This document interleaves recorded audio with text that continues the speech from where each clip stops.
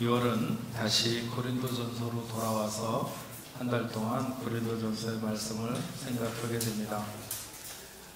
요즘에 새벽 예배에서 사도행전을 보고 있는데 안디옥 교회에서 처음으로 선교사를 파송하게 됩니다. 바울과 바나바가 선교사가 되어서 전도 여행을 떠났다가 돌아오게 되는데 이것을 바울의 1차 전도 여행이라고 합니다. 근데 전도를 다녀와서 전도에 대한 보고를 하는데 이방인들이 많이 돌아오고 그 이방인들에게 여러 가지 성령의 역사와 같은 그런 역사가 있었다고 하는 것을 보고하게 됩니다. 그랬더니 당시 안디옥에 유대로부터 온 어떤 교사들이 성경을 거기서 가르치고 있었는데 이방인들이 많이 돌아온다 그러니까 이방인들에게 모세의 법대로 할례를 받지 않으면 구원을 받지 못할 것이라고 이런 얘기를 해서 모세와 바나바 그리고 그 교사들 사이에 다툼과 큰 변론이 있게 됩니다.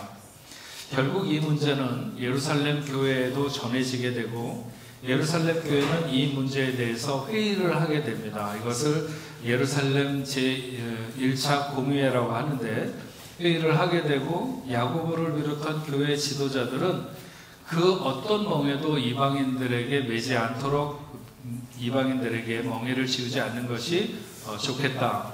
다만 우상의 제물과 피와 목매어 죽인 것과 음행을 멀리할지니라 이것만을 조심하도록 이렇게 하면 좋겠다고 결의하고 그 결의사항을 당시에 이제 교회에 생겨나는 교회들마다 이렇게 전달하게 됩니다. 그리고 나서 바울과 바나바가 우리가 1차 전도 여행에서 이렇게 전도했던 곳을 다시 한번 우리가 돌아보면서 하나님의 말씀을 이렇게 가리키면 좋겠다 이렇게 생각한 것이 2차 전도 여행인데 바울과 바나바가 이렇게 2차 전도 여행을 떠나려고 그러다가 마가 요한을 데리고 갈 것인가 데리고 가지 않을 것인가 하는 걸로 둘이서 싸워서 갈라지게 되고 결국 바울은 실라를 데리고 떠나게 되고 바나바는 마가 요한을 데리고 떠나게 됩니다. 원래가 구브로 지금의 사이프러스 출신이었던 바나바는 마가를 데리고 자기 고향으로 가서 복음을 전하기 시작했고 길리기아 다소 출신인 바울은 자기의 고향 길리기아 다소를 시작으로 해서 전도 여행을 떠나게 됩니다. 그래서 우리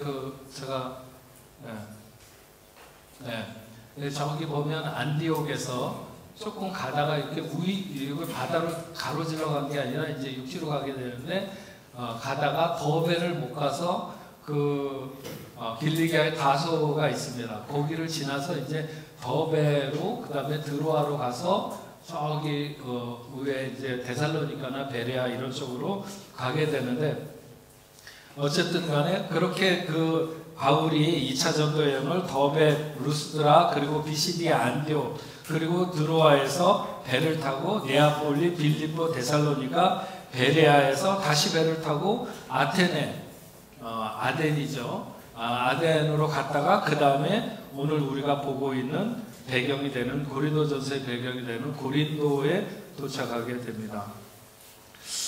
바울은 많은 이방인들을 만나면서 그리고 그들이 회심하고 돌아서서 순전한 예수의 제자가 되는 것을 보면서 생각이 굉장히 많았을 것이라고 봅니다.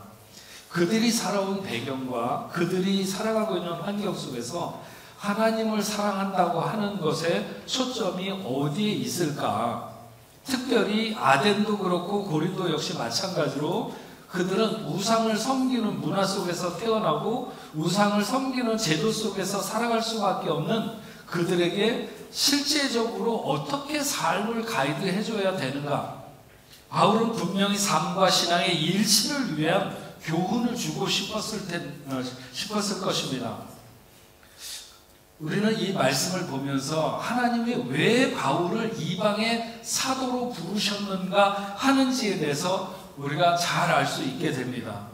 사도 바울은 앞에서 말했던 것처럼 예루살렘 공의회에서 그러니까 이방인들이 막 하나님 앞에 돌아오는 사람들이 많고 그들이 성령 받고 막 이런 얘기들이 나오니까 모였었던 그들에게 뭐 이렇게 할례를 받도록 해야 된다, 모세 율법을 지키도록 해야 된다, 막 그래야 된다, 아니다, 막 이런 얘기가 오고 가니까 모였었던 예루살렘 공의회에서 어떤 결의를 했는지에 대해서 잘 알고 있었습니다.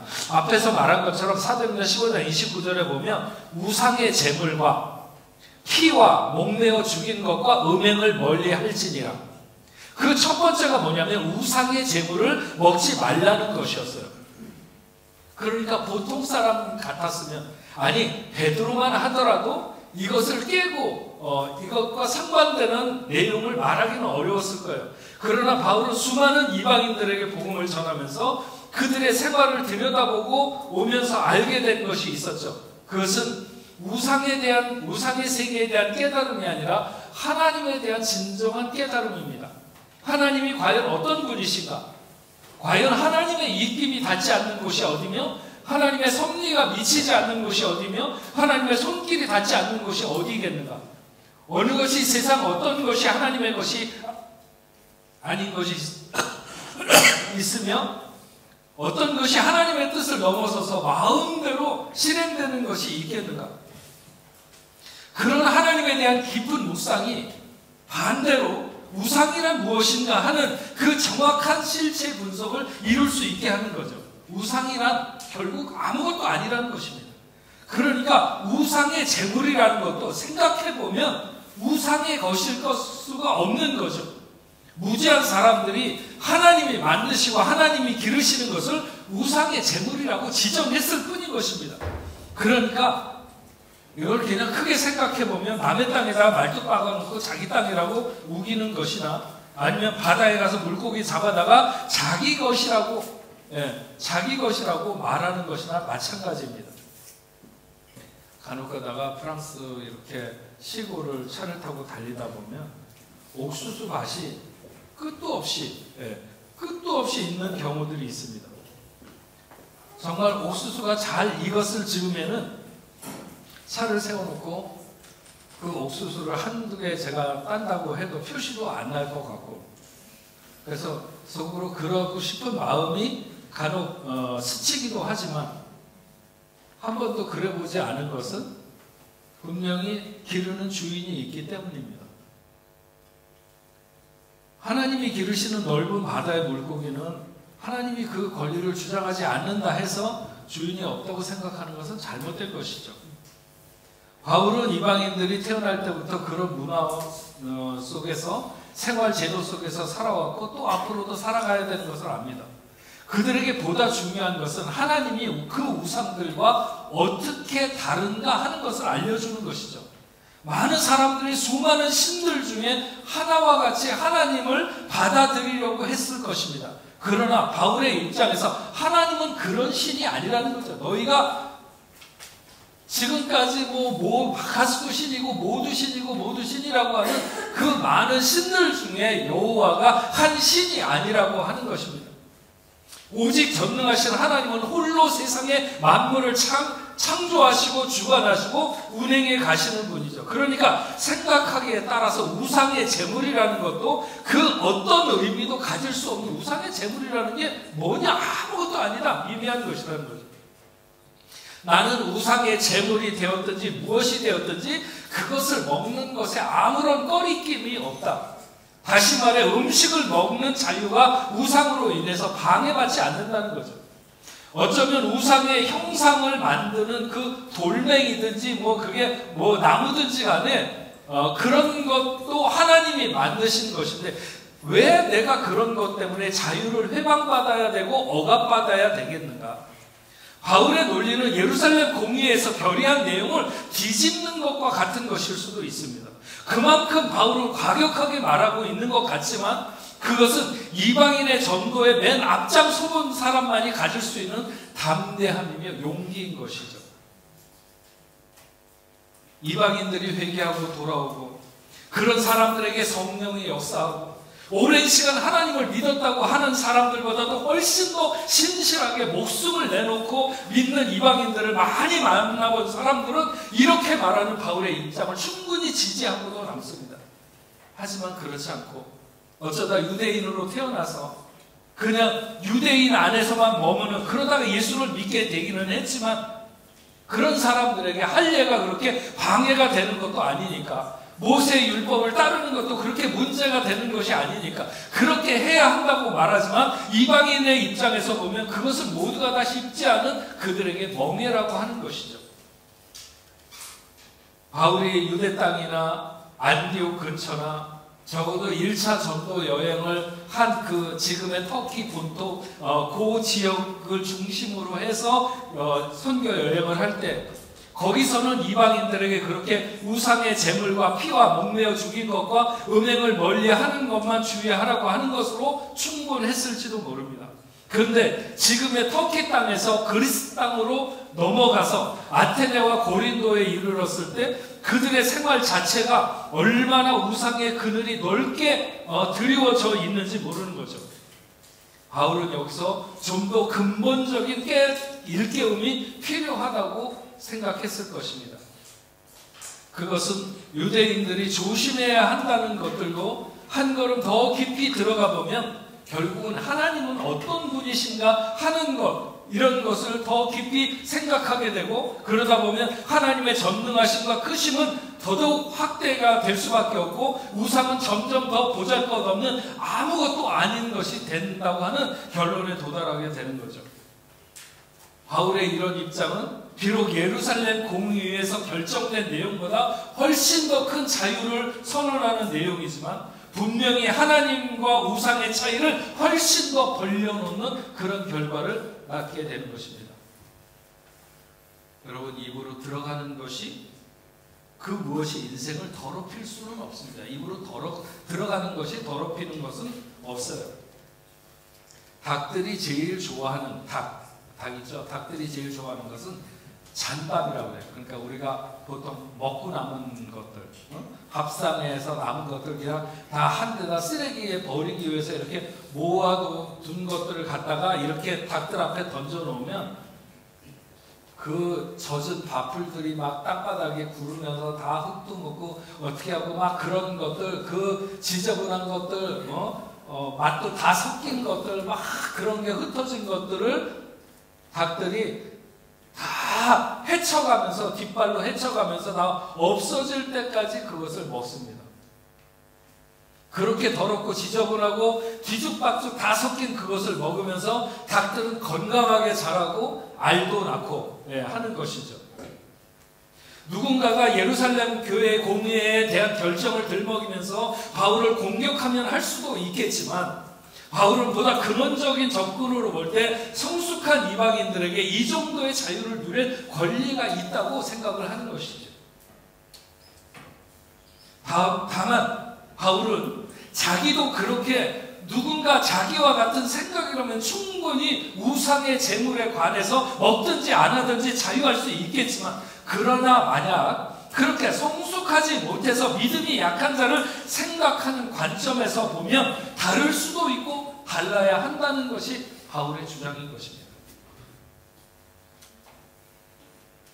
여러분이 어느 날 밥을 먹으려고 한 식당에 들어갔는데, 그 식당에 들어가서 여러분이 다니는 교회 목사님이 포도주를 마시고 계시다가 여러분하고 딱 눈이 마주쳤다고 생각을 해보시기 바랍니다. 다음 보기에서 여러분의 입장을 정하시오.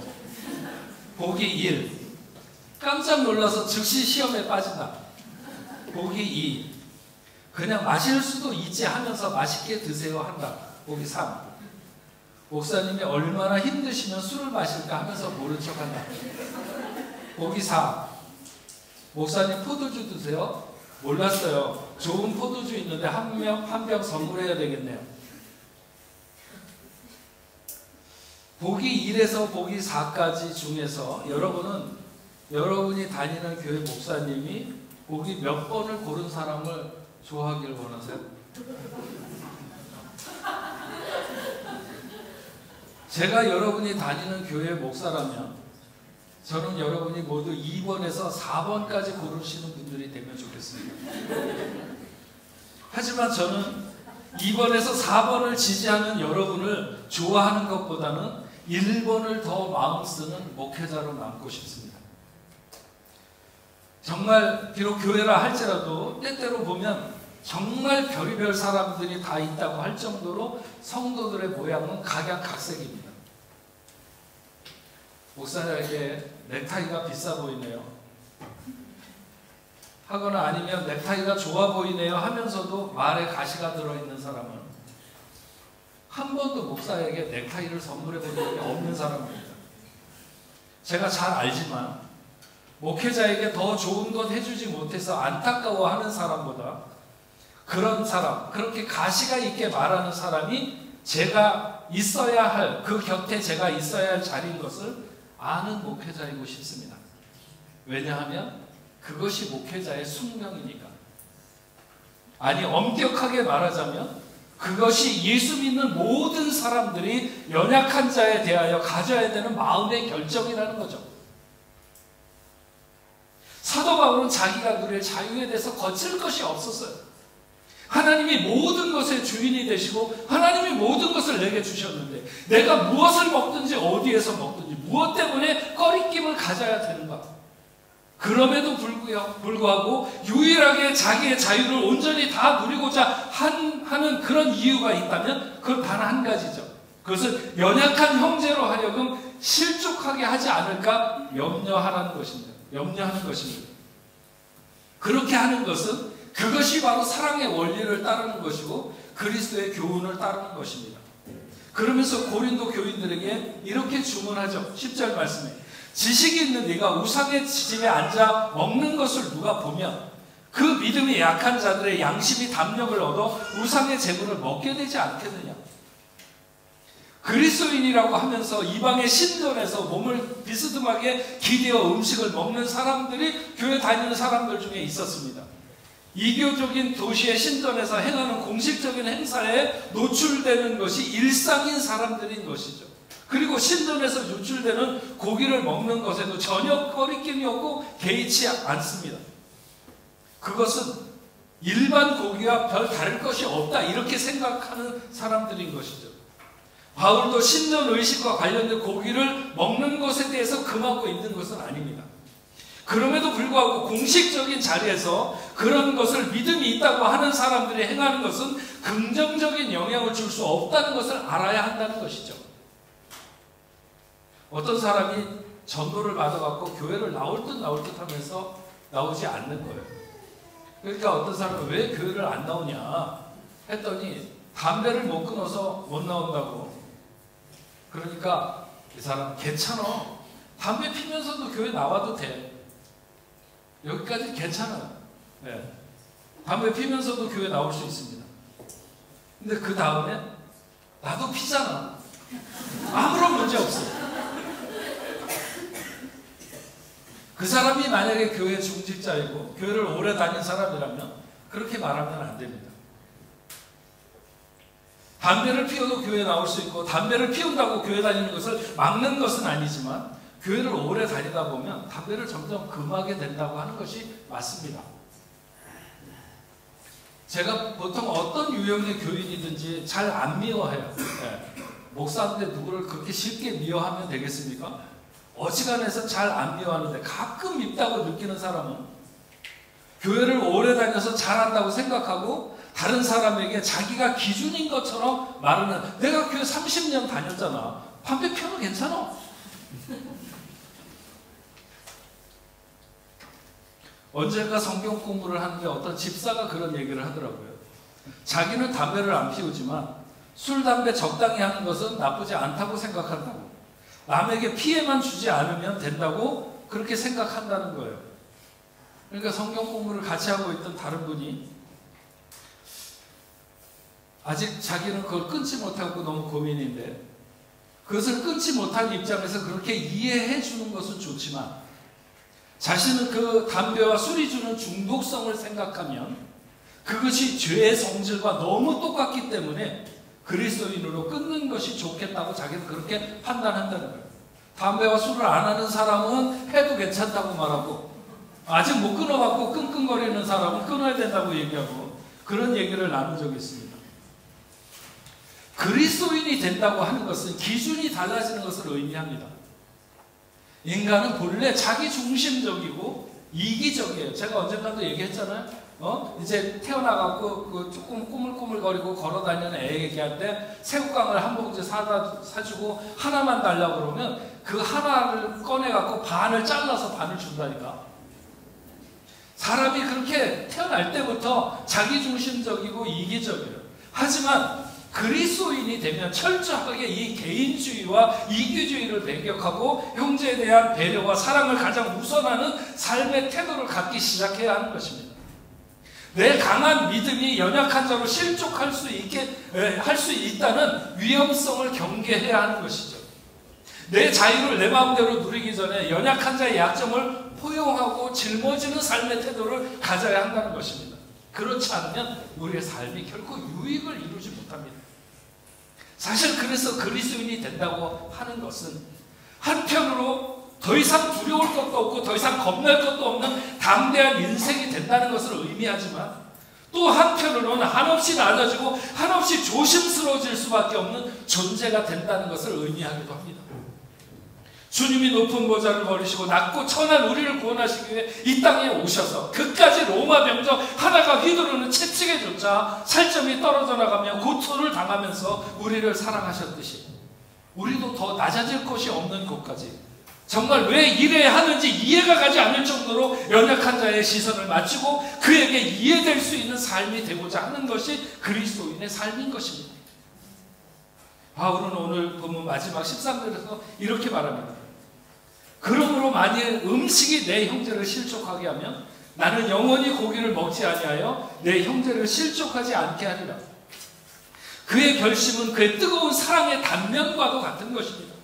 왜 그토록 그는 그렇게까지 하려고 결심하는가? 그 첫째는 비록 인간적으로 보잘것없는 형제라 할지라도 하나님께서 그를 천하보다도 귀하게 여기시고 그를 통해서 당신의 사역과 섭리를 이루어 가신다는 것이며, 둘째는 그것이 바로 그리스도의 영성적인 삶의 원칙이라고 하는 것입니다. 오늘 말씀을 생각하면서 바울은 2차 전도 여행 내내 그의 마음을 떠나지 않는 한 생각이 있었을 것이라고 충분히 짐작해 보게 됩니다. 그것은 아마도 마가 요한 때문에 바나바와 전도 여행을 시작하기 전에 크게 다툰 일, 심히 다퉜다고 그랬어요. 그러니까 얼마나 뭐 치고받고는 안 했겠지만 어쨌든 간에 심히 다퉜어요. 아마 동역자였고 자기를 이끌어 주었던 바나바와 다투었다고 하는 것도 그의 마음에 걸렸을지 몰라요. 그러나 사실 바나바는 굉장히 큰 사람입니다. 사도 바울을 끌어안고 데려오고 그리고 사역에 세울 수 있는 사람이었으니까 굉장히 큰 사람이었어요. 바울도 바나바가 자기를 어떻게 생각하는 것에 대해서 잘 알고 있었을 거예요. 그러니까 시간이 지나면서 생각을 해보면 바나바가 자기를 갖다가 미워하지 않을까 그런 걱정보다는 그가 나를 이해하지 못하는 것이 아닐까 그런 걱정보다는 약한 마가 요한이 마음에 쓰였을 거예요. 비록 자신이 그렇게 약해 빠져가지고 1차 전도 여행 때 밤빌리아에서 돌아가 버린 마가를 다시는 전도 여행에 못 데려가겠다고 해서 결국 바나바와 갈라져서 전도를 오게 되었지만 바울의 마음에는 그 마가가 마음에 걸린 거죠. 그 나이도 어리고 그 친구가 나 때문에 얼마나 상처를 받았을까 이런 게 마음이 쓰였을 거예요. 더욱이 그가 고린도에서 그 고린도 사람들을 교훈할 때 네가 강하다고 약한 자를 무시한다면 그것은 결코 강한 것도 아니고 그리스도인다운 것도 아니라고 가르치면서 자기가 마가 요한을 향하여 가진 마음이 왜 후회가 되지 않았겠어요? 바울은 다양한 많은 현장에서 여러 사람들을 만나면서 그리고 갖가지 여러 가지 형편에서 복음을 전하면서 정말 성숙한 그리스도의 제자의 삶이란 어떤 모습이어야 하는가에 대해서 뼈저리게 많이 느끼는 것이 있었을 거예요. 그래서 바울은 결국 자기가 그렇게 전도 여행을 데리고 가지 못하겠다고 했던 마가를 그의 생애의 부분에서 마지막 부분에서 데리고 오라고 한 것은 자신 또한 한때 성숙하지 못한 모습을 드러내던 때가 있었음을 시인하는 것과 마찬가지인 것이죠. 나도 그렇게 부족했었다. 그런데 생각해보니 그렇게 사는 것은 아니다. 내가 힘이 있다고, 내가 자신감이 있다고, 내가 믿음이 있다고 연약한 자 앞에서 내 하고 싶은 대로 하면서 살아가는 것이 그리스도의 삶이 아니다 하는 것을 그걸 고백하는 거죠. 부모가 자식보다 항상 약자일 수밖에 없는 것은 더 사랑하기 때문이며 늘 그 자식의 눈높이에 맞추려고 하기 때문인 것입니다. 그리스도인이 늘 작고 낮은 자를 자처하는 것은 그래야 사람을 얻고 그 사람들을 그리스도 앞으로 이끌 수 있기 때문인 것입니다. 교회에서도 가장 약자는 가장 성숙한 자이며 더 많이 사람이 많은 교인이며 더 주의 뜻대로 살려고 하는 성도가 가장 낮은 자가 될 수밖에 없고, 이런 사람들은 결코 자기 자신을 주장하지 않습니다. 형제를 실족하게 하는 것을 가장 크고 무서운 벌처럼 생각하고 자신의 자유가 그들의 걸림돌이 되지 않기를 늘 주의하는 성도가 성숙한 성도이다, 이렇게 말할 수 있는 것입니다. 개그맨 중에서 김대희라고 있죠. 그 사람이 내가 어쩌다가 이제 그 처음에 그 사람이 하는 유튜브를 하나 보게 됐는데, 굉장히 단시간 내에 구독자를 150만 이상으로 이렇게 넘게 모았습니다. 그 사람에게 두 가지 영상이 그를 그렇게 만들었다고 하는데, 하나는 가까운 친구들에게 전화를 걸어서 돈을 빌려달라고 하는 것이었습니다. 그러면 그의 평소 인간성이 잘 드러나게 되는 것이죠. 전화를 건 사람들에게 대부분 돈을 빌려달라고 하는 김대희에게 긴 말 없이 계좌번호 불러, 이렇게 얘기를 하는가 하면, 어떤 사람은 그 정도만 있으면 되냐? 그랬더니 더 필요하긴 하지만 다른 사람에게 부탁을 하려고 한다고 하니까 뭘 그런 걸 가지고 다른 사람에게 이야기를 하냐고 하면서 자기가 다 해줄 테니까 뭐 이런 얘기를 합니다. 그래서 사람들은 자기가 김대희가 아니면서도 김대희가 마치 된 것처럼 흐뭇한 기분을 갖는 거죠. 그래서 그의 유튜브가 많은 사람들에게 회자되기 시작하다가, 또 하나는 그가 개그맨 후배였던 어떤 친구, 옛날 뭐 아마 그 콘서트인가 아마 무슨 프로그램이 방송국에 있다가 없어졌는데, 그 프로그램이 폐지된 이후에 마땅히 할 일이 없어서 배달원이 된 어떤 후배가 그 김대희의 사무실을 배달하기 위해서 오게 됩니다.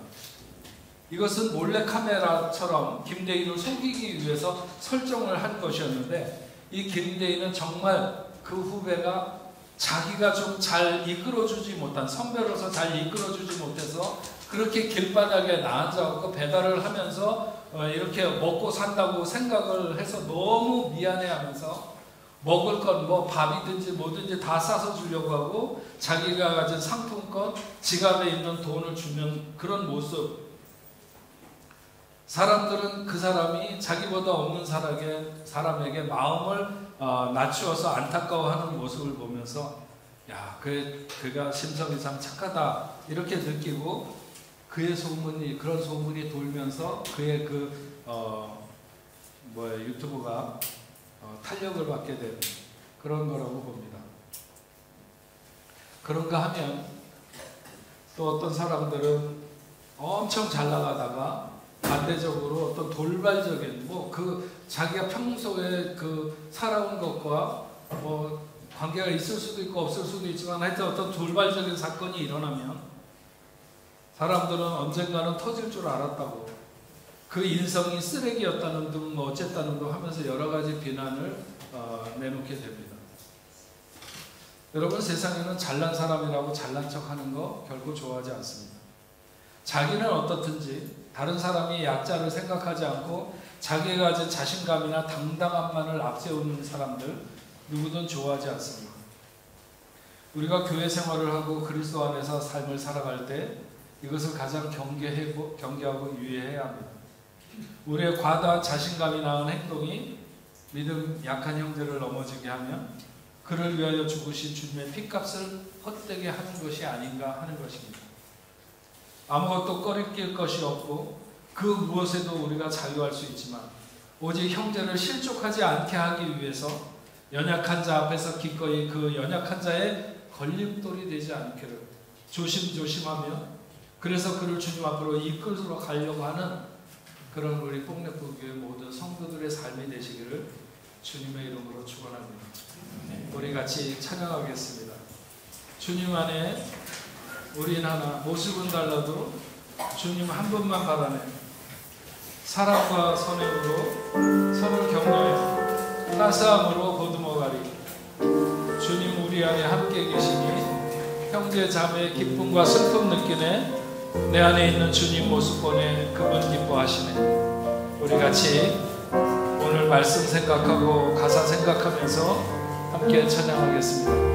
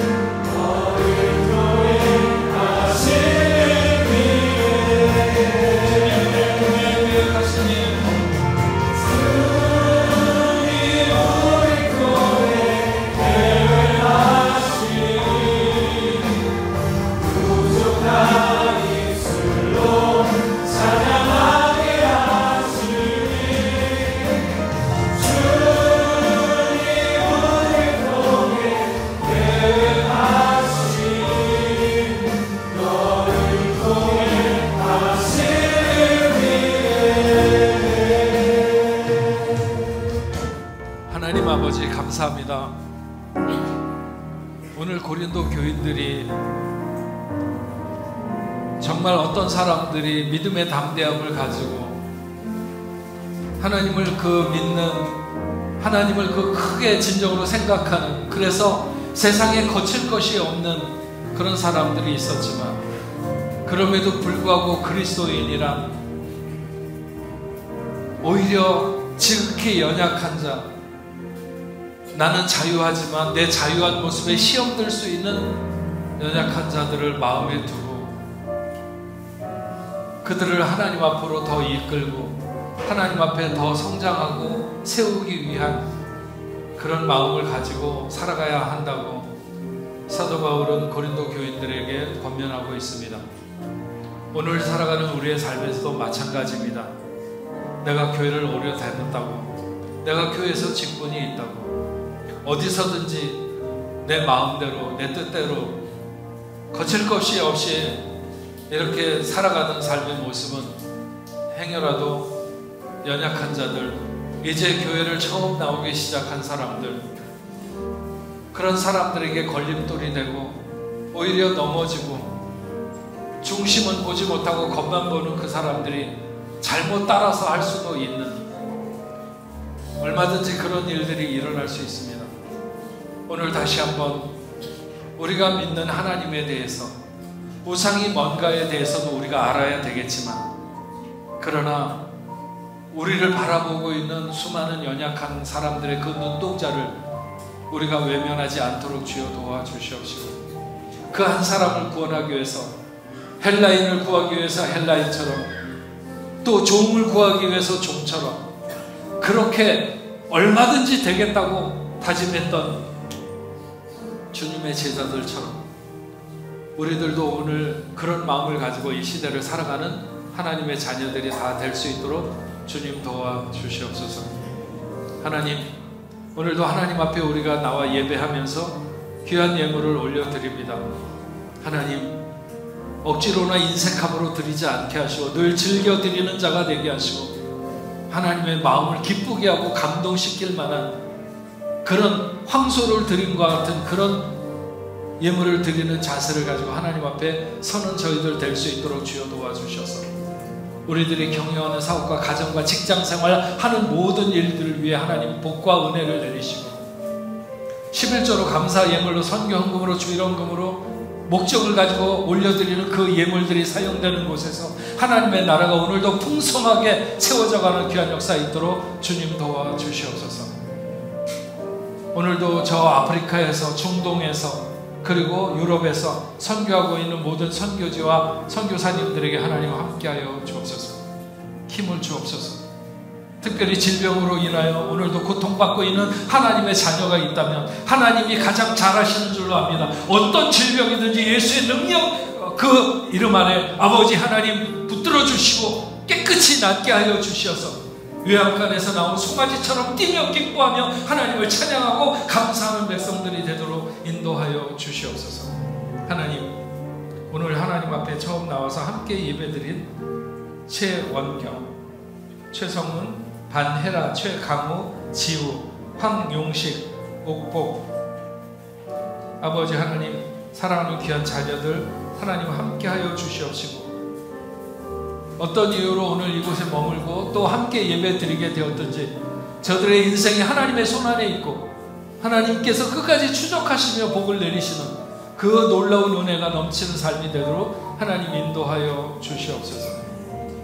하나님, 당신의 사랑하는 귀한 자녀들, 혹시 우리 뽕네프 교인들 중에 지금 여행 중에 있거나 멀리 떠나가 있는 하나님의 귀한 자녀들도 돌아오는 시간까지 안전하고 건강하게 지켜주시어서 어디서든지 하나님의 그 뜻에 합당한 삶을 살아가는 그런 복된 자녀들이 다 될 수 있도록 주님 인도하여 주시옵소서.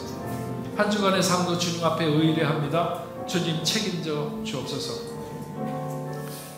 이제는 우리 주 예수 그리스도의 은혜와 하나님 아버지의 크신 사랑과 성령님의 감화 감동으로 교통하심이 오늘 하나님 앞에 나와 예배하는 당신을 사랑하는 자녀들과 저희들의 가정과 직장과 두번 고국교회 세계 만방에 흩어져 복음을 전하는 모든 선교사들과 그 사역지 위에 이제로부터 영원토록 함께 있을지어다.